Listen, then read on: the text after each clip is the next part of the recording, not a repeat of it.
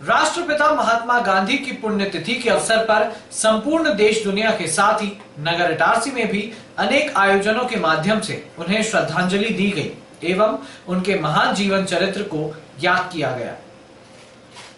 दे दी हमें आजादी बिना खड़ग बिना ढाल, साबरमती के संत तूने कर दिया कमाल। जी हां, इस पंक्ति को चरितार्थ करने वाले आजाद भारत के राष्ट्रपिता और विश्व के महान क्रांतिकारी संत अहिंसा के पुजारी महात्मा गांधी की पुण्यतिथि पर आज भी संपूर्ण भारतवर्ष के साथ ही शहर इटारसी में उनके प्रासंगिक जीवन का स्मरण किया गया। सर्वप्रथम गांधी स्टेडियम के पास स्थित गांधी प्रतिमा एवं गांधी जी के तैलचित्र पर शहर के गणमान्य जनों ने माल्यार्पण कर अपनी अपनी भावभीनी श्रद्धांजलि अर्पित की।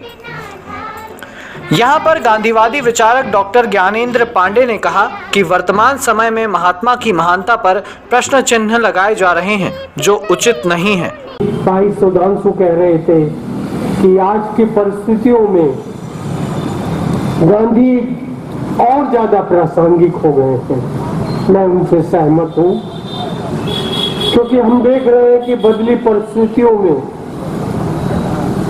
तो पुराने कीर्तिमानों, पुराने स्थापित मूल्यों को धीरे धीरे मिटाने का एक षड्यंत्र चल रहा है इस देश में।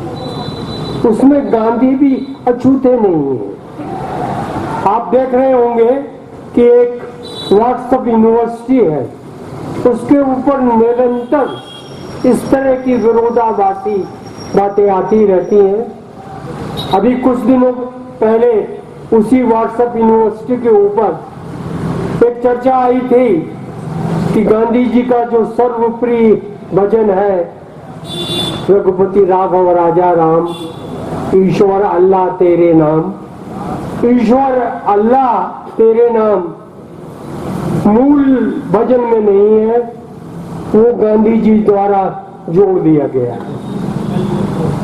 मैं समझता हूँ, मैं अध्यापक रहा हूँ और मेरा मानना है कि आलोचना ठीक है, मगर जो आलोचना करते हैं वो पहले अपने गिरेबान में झांक लें कि उनका कद क्या है, उनकी योग्यता क्या है और आलोचना के वो अधिकारी हैं या नहीं है। उपरोक्त अवसर पर वरिष्ठ नागरिक मंच के कुछ सदस्यों के साथ ही कुछ कांग्रेस जन भी मौजूद थे, लेकिन आज विडंबना यह रही कि यहाँ पर रघुपति राघव राजा राम जैसी संगीतमय धुन नहीं बजी जो हमें राष्ट्रपिता का आभास कराती है।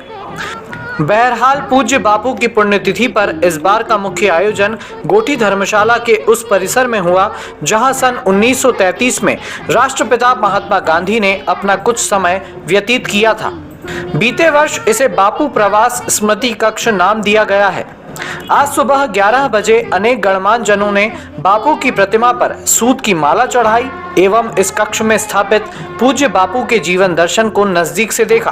तत्पश्चात इसी कक्ष के बगल वाले सभा हॉल में गांधी दर्शन पर व्याख्यान माला का आयोजन किया गया, जिसके मुख्य वक्ता वरिष्ठ पत्रकार, लेखक एवं गांधीवादी विचारक मनोज अग्रवाल, जिन्होंने कहा कि आज हमें गांधी के मूल्यों को पहचानना होगा। गांधी जीने की चीज है, गांधी महसूस करने की चीज है। गांधी को आप हर पल अपने जब सुबह होती ही जागते हैं तो गांधी आपके बिस्तर पे खड़े होते हैं, सोते हैं तो गांधी आपके बिस्तर पे खड़े होते हैं। सवाल यह है कि गांधी को आप महसूस कैसा करते हैं। हमने महसूस करना छोड़ दिया है। हमारे पास टेलीविजन के पर्दे पर तो दिखते हैं गांधी, लेकिन गांधी को हमने जाना नहीं है। हमने अपने घरों में बड़ी बड़ी किताबों की लाइब्रेरी बना ली, लेकिन गांधी किसी कोने में पड़े हुए कभी पलटकर हमने देखा नहीं।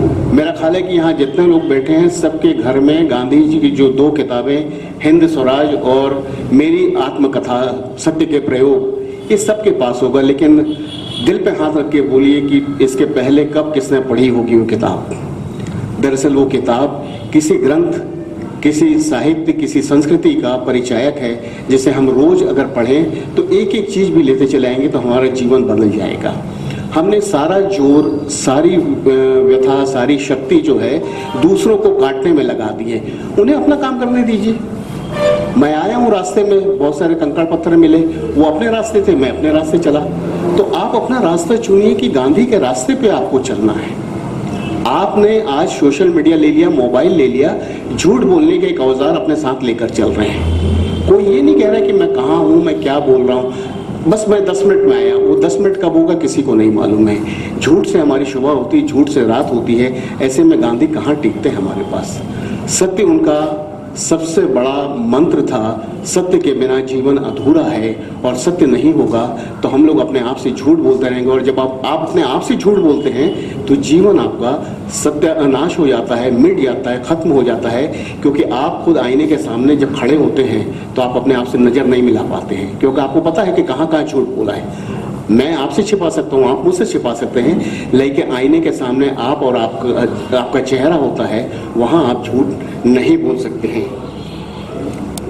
अधिवक्ता संघ के पूर्व अध्यक्ष अशोक शर्मा ने कहा कि गांधी दर्शन में सर्वधर्म सद्भाव है, लेकिन वर्तमान राजनीति में जातिवाद दर्शन होता है, जो गांधी दर्शन के ठीक विपरीत है। देश एक संविधान से चलता है और सारे संवैधानिक संस्थान और राजनीतिक दल अपने वोटों के लालच में जातिवाद और धर्म का क्रूर आचरण कर रहा है। सम्माननीय मनोज अग्रवाल जी अगर उचित समझेंगे तो इसको स्पष्ट करेंगे कि क्या ये संविधान के अनुसार है कि किसी क्षेत्र के बारे में हम ये बताएं कि इस क्षेत्र में इतने इस धर्म के लोग हैं, इतने इस जाति के लोग हैं। क्या हम इस आधार पर जन समर्थन मांग सकते हैं कि इस क्षेत्र में इस जाति के ज्यादा लोग हैं, इसलिए जाति का आदमी भी हमारा प्रतिनिधित्व हो सकता है?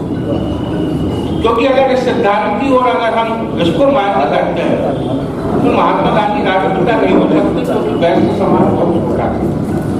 उपरोक्त अवसर पर गांधीवादी विचारक के.एस. उप्पल, टी.आर. चोलकर, सुनील गोठी, सुधीर गोठी, नगर कांग्रेस अध्यक्ष पंकज राठौर, किसान नेता बाबू चौधरी के साथ ही विनीत चौक से नीलम गांधी, साधना सहगल, अवध पांडे, विनोद कुशवाहा, अशोक सक्सेना, सोनू बकोरिया, जेपी अग्रवाल आदि गांधी विचारकों के साथ ही भाजपा नेता जगदीश मालवीय, जयकिशोर चौधरी भी मुख्य रूप से मौजूद थे। साथ ही भोपाल से आए वरिष्ठ पत्रकार खिलावन चंद्राकर ने भी पूज्य बापू के चित्र पर माल्यार्पण किया। Bureau report, Itarsi.